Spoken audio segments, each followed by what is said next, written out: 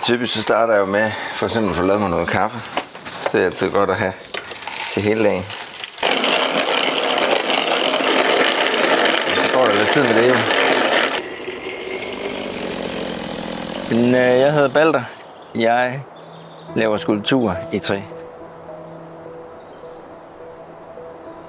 Lige nu arbejder jeg frem mod et projekt i samarbejde med Geopark, det Sydfynske Øhav. Vi skal lave en nautisk skulpturpark, som går ud på, at vi skal have skulpturer placeret i vandet, under havets overflade, nede på bunden, i sådan en højde, hvor man ligesom kan snorkle og kan se dem dernede.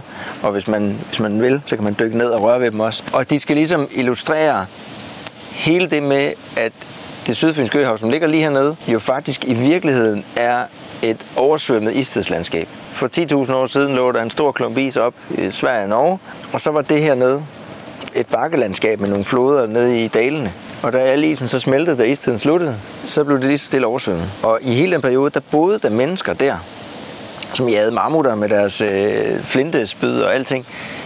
Og lige så langsomt så har de jo oplevet det med, at klimaet har ændret sig, og de har måttet rykke lige så stille. Floderne blev større og større og større, og de har måttet rykke op på bjergtoppene, som så efter, eller bakketoppene her det jo i Danmark, ikke? Som jo så er blevet til øer til sidst. Jamen nu er vi på Langeland, lidt uden for Rudkøbing. Vi håber på at få sat skulpturer ud i vandet, lige herude. Jeg har taget nogle skitser med, som mest er stemningsbilleder. Det bliver ikke nødvendigvis dem her, der bliver skulpturerne, men de illustrerer den stemning, jeg godt kunne tænke mig at lave. Der lige sådan for kort ridse op det. Jeg har lavet noget med en mammut her, fordi jeg synes, det er fedt, der er gået mammutter lige her. Jeg forestiller mig, at de ligger på så lavt vand, at man kan dykke ned. Altså man kan sådan snorkle og se dem ned. Vi snakker 1,5 til 2 meter vand. Øhavsmuseet har de her gennemsigtige jakker, som de tager på tur med os. Det synes jeg også kunne være rigtig sjovt, hvis man kunne tage ud og sådan sejle henover og kigge ned. Jeg kunne godt tænke mig også, at der er store sten med på en eller anden måde. Også fordi det hele skal være monteret på jernplader, og hvis man så lige kan lægge sådan en stor sten, så er det ekstra anker til det hele. Om lidt så skal vi herop og holde et arrangement, hvor vi har inviteret nogle af dem, der bor i lokalområdet, til at høre om de her planer og høre, hvad de siger til det. Der kommer en historiker og fortæller om det liv, der har været her engang, dengang det var landjord. Og så vil jeg fortælle lidt om min idé med de her skulpturer under vandet og høre, hvad folk siger til det.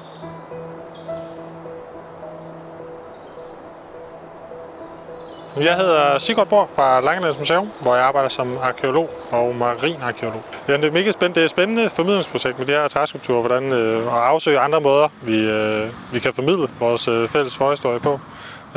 Og det er jo vores opgave som museum at gøre det, som vi både gør ved Langelandsfortet og vores udstillinger på Jens Winthers Vej og i Østergade. Jeg skal ikke lige starte med at sige hej, jeg hedder Balder. Goddag alle sammen. Dejligt, I er kommet. Godt at se jer. Jeg har lige taget nogle tegninger med, nogle sådan skitser. Det er sådan noget i den her retning, tænkte jeg. Kan I se det? Eller skinner solen i, eller hvad? Nej til, I kan se det, eller nej til, eller var det fedt? Nej til.